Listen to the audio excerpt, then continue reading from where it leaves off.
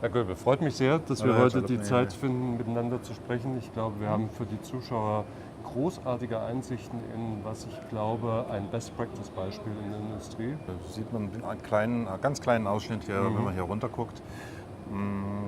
KBA, Abkürzung für König und Bauer, seit 200 Jahren für die Druckindustrie tätig. Damit sind wir manche sagen der älteste Hersteller, wir sagen dann lieber der erfahrenste Druckmaschinenhersteller der Welt. Ne? Wichtige Unterscheidung, ja. Richtig. Druckmaschine heißt heute alles, was eine Botschaft tragen oder übertragen soll, alles, was sich bemerkbar machen soll, irgendwo am Point of Sales, wo auch immer, muss bedruckt werden. Und da gibt es tausende Beispiele. Hier in Radebeul Bogen-Offset, das ist eine Business Unit von uns, die dominante Drucktechnologie zurzeit in der Industrie. Wenn man sich mal überlegt, was denn wirklich alles bedruckt wird, ist schon erstaunlich. Es geht von einer Cola-Büchse, die auf so einer Maschine bedruckt werden kann. Die Kabel, die wir alle im Auto haben, in unserem Auto, alles wird bedruckt. Das ist übrigens Siebdruck. Armaturenbretter ist Siebdruck, können wir alles anbieten. Jetzt hat Ihr Unternehmen unter dem Titel KBA 4.0 eine neue Strategie entwickelt, die sich im Wesentlichen im Kern daraus besteht, den globalen Vertrieb digital zu transformieren. Können Sie kurz skizzieren, was hinter dieser Strategie steht? Ja, Industrie 4.0, ein gutes Schlagwort, gerne verwendet, möglicherweise sicher besetzt das jeder mit eigenen Inhalten oder eigenem Verständnis, sagen wir mal so. Oder auch nicht. Oder auch nicht. Also Digitalisierung, Transformation. Wir verfolgen einen ganz wichtigen Punkt, das ist Transparenz. Wir können mit unserer Hotline, mit unserer Fernwartung auslesen, welche elektrischen Stati die Maschine hat. Und dazu muss die Maschine nicht hier stehen, sondern kann irgendwo stehen auf der Welt. Das heißt, wir können natürlich auch auslesen, wie lange ist sie gelaufen, wie oft wurde unterbrochen, wann wurde Wartung gemacht und so weiter und so fort. Diese ganzen Dinge. Das gibt wichtige Hinweise für den Kunden, kann wichtige Hinweise geben für den Kunden, wo er möglicherweise seine Flaschenhälse hat, wo er was tun soll. Transparenz auf unsere eigenen Produktionsabläufe, dass wir auch in der Vorschau ganz genau wissen, wann denn wie viele Produktionseinheiten oder Druckwerke etc. Definitiv in den Markt gehen, wohin sie gehen. Beim Vertrieb bedeutet das unter anderem, das ist ein Beispiel, Nutzen der CRM-Lösung, wir nutzen da Salesforce, richtig, genau. Bilden den gesamten Vertriebsprozess, die gesamte Kundenbeziehung, und wir haben über 5000 Kunden weltweit, bilden wir in Salesforce ab, sodass permanent auch sichtbar ist, welche Aktion läuft, welchen Status haben wir in der Geschäftsbeziehung, wie läuft es mit der Anbahnung und so weiter und so fort. Also Produktverständnis, Lösungsvertrieb, Gebietskundenentwicklung, das ist ja das magische Dreieck. Das ist die Plattform dafür. Genau, das ist die Plattform. Jetzt ist so eine Strategie zu entwickeln, ist schon mal eine hervorragende Leistung. Ich glaube, das ist schon mal was. Ne? Das ist schon mal was, genau. Diese aber umzusetzen, ist ja noch mal ungleich schwieriger und komplexer. Weil da geht es ja darum, die Mitarbeiter mitzunehmen, das gesamte Unternehmen mitzunehmen, auch die Kunden mitzunehmen. Sie haben den Weg jetzt bezogen auf die Mitarbeiter gewählt über ein integriertes Weiterbildungspaket, um genau diesen Change zu bewältigen und dieses Befähigungselement einzuführen, was ich für den einzig richtigen Weg halte. Warum halten Sie ihn für den richtigen Weg? Weil wir Ziele erreichen wollen, weil wir Tore schießen wollen, muss man sozusagen. Integriert kann man auf zwei Dinge auslegen. Einmal alle Sinne bzw. alle Verfügbarkeiten der Leute anzusprechen. Ich gebe Ihnen ein Beispiel. Bis dieses Jahr führen wir für unsere Techniker hier Trainings durch, Präsenztrainings. Die müssen alle herkommen, die haben viele Kosten durch die Anreise hier, Unterkunft und so weiter, die fehlen am Markt in dem Moment, können dort nichts Positives bewirken, weil sie eben hier sind zur Schulung. Da sind wir dabei, das aufzubrechen, sprich Richtung Blended Learning.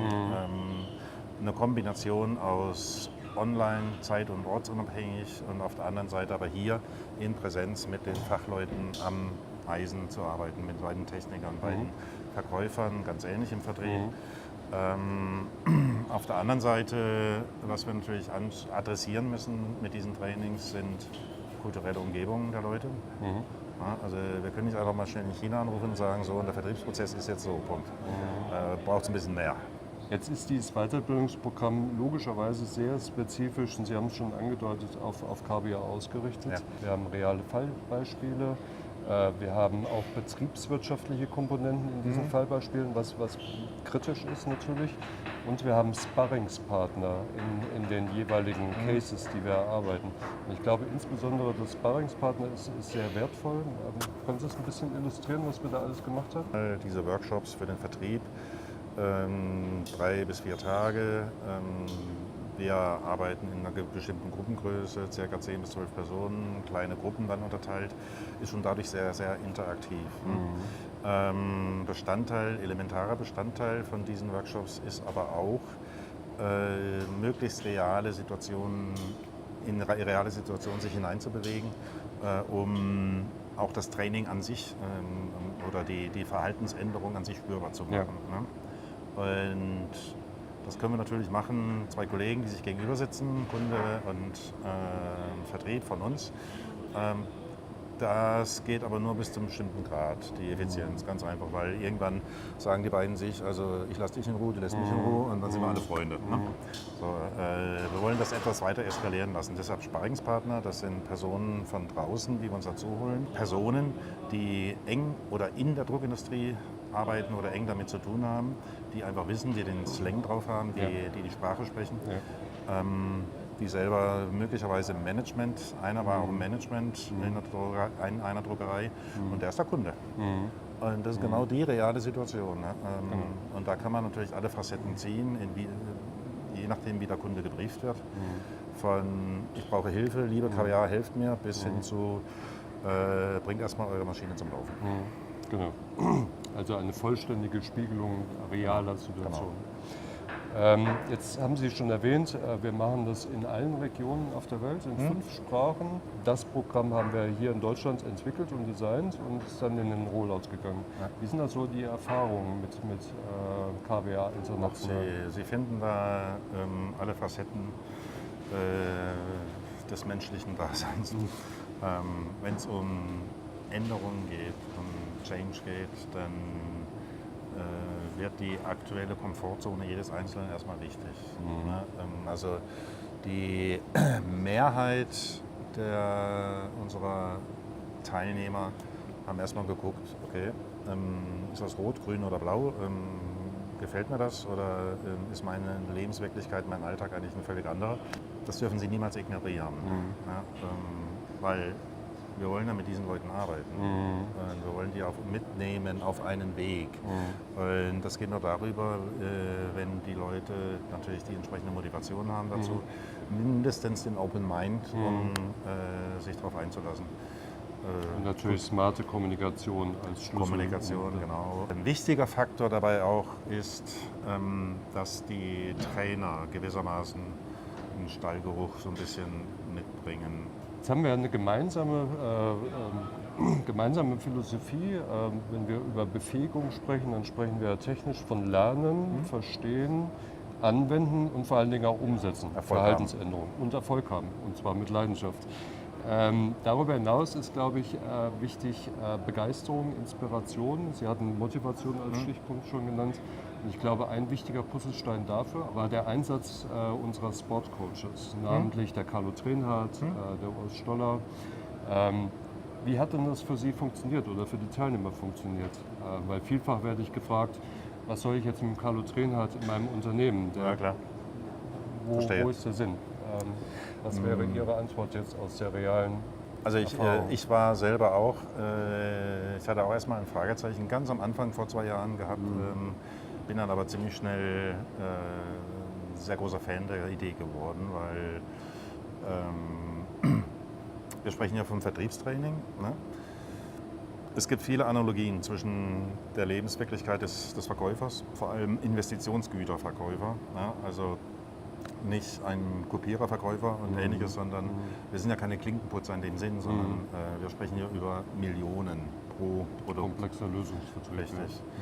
Und die Analogien würde ich mal benennen, Hochleistungssport und Vertrieb, Hochleistungsvertrieb vielleicht, ne? Permanente Eigenmotivation, ja?